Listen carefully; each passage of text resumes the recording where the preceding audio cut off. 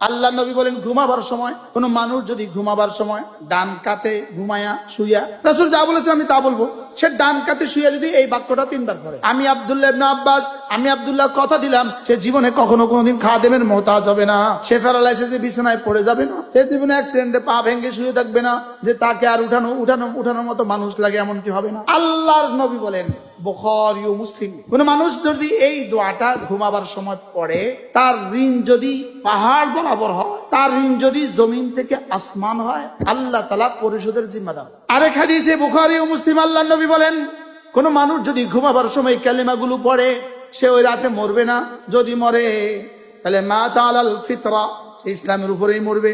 ঘুমাবার সময় একটা কালেমা 3 বার পড়ে, একটা কালেমা 3 বার পড়ে, আল্লাহর নবী বলেন আল্লাহ তাআলা তার গুনাহগুলোকে মাফ করে দিবে।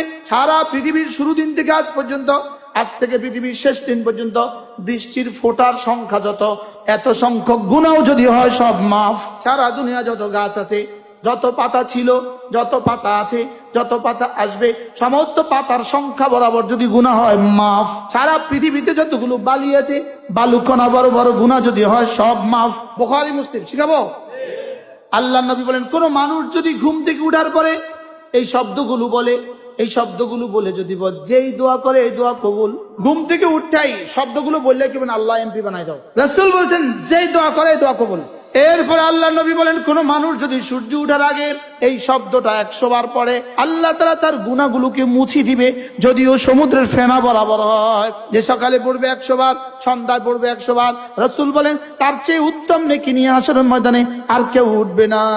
আল্লাহ নবী বলেন কেউ যদি এই কালেমাটা 7 বার পড়ে, 7 বার, রাসূল বলেন বানাল্লাহু লাহু বাইতান ফিল জান্নাহ, রব তার জন্য জান্নাতে একটা ঘর বানাবে। সারা পৃথিবীর যে বস্তুতে যে ক্ষতি রেখে দিয়েছেন, সে বস্তুর সে ক্ষতি থেকে আমি আপনার হেফাজতের চাদরে ঢুকে গেলাম।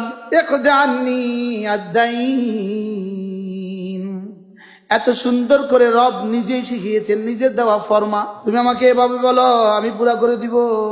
এমনি কইলে মালিক কইব রে তাড়াতাড়ি কর, ফেরেশতা যা যা যা যা যা লাগে সব দিয়ে দে।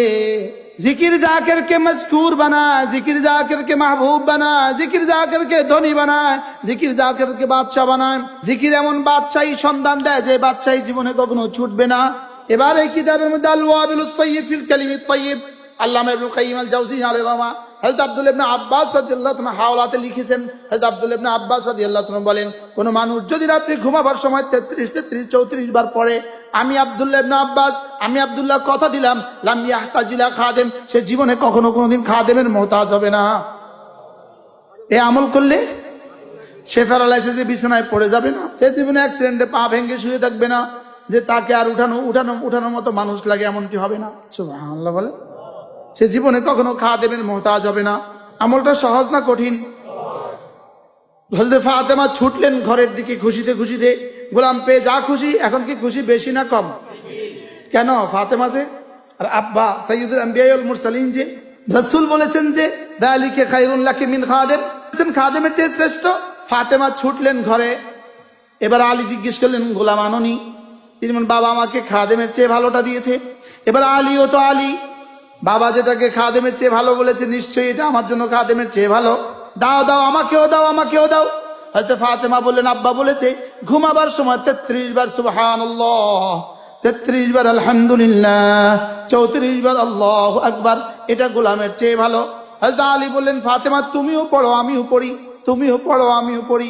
এবার হযরত আলীর শাহাদাতের আগে হযরত আলী বলেছেন ফাতেমার কাছ থেকে আমি হাদিস শোনার পরে আমার জীবনে কোনোদিন ছুটিনি।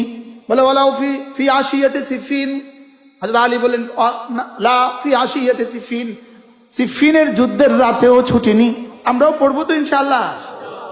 অবশ্যই ঘুমাবার সময় 33 বার সুবহানাল্লাহ, আলহামদুলিল্লাহ, আল্লাহু আকবার। চলেন নিয়ত করেন, পড়বো তো ইনশাআল্লাহ। সকলে বলেন আল্লাহ জীবনের শেষ রাতেও আমাকে পড়ার তৌফিক দান করেন। আচ্ছা কি পরিমাণ এই দোয়াটা যদি কবুল হয়ে যায়, তাহলে আপনাকে জীবনের শেষ রাতেও আল্লাহ হুঁশের সাথে রাখবে, জীবনের শেষ রাতে আপনাকে আইসিইউতে রাখবেন। আল্লাহ আমাকে তৌফিক দান করেন। এরপর আল্লাহ নবী বলেন হাল ইয়াস্তাতিউ আহাদুকুম মান ইয়াকরা সুরাতাল কুরআন ফি কুল্লি লাইলা, পারবা কি কেউ কোরআন কারীমের প্রতি রাতে 3 ভাগের 1 ভাগ পড়ে ঘুমাতে? সাহাবা বললেন আইয়ুনা ইয়াস্তাতিউ ইয়া রাসূলুল্লাহ, কার পক্ষে সম্ভব? রাসূল বললেন কেন পারবা না?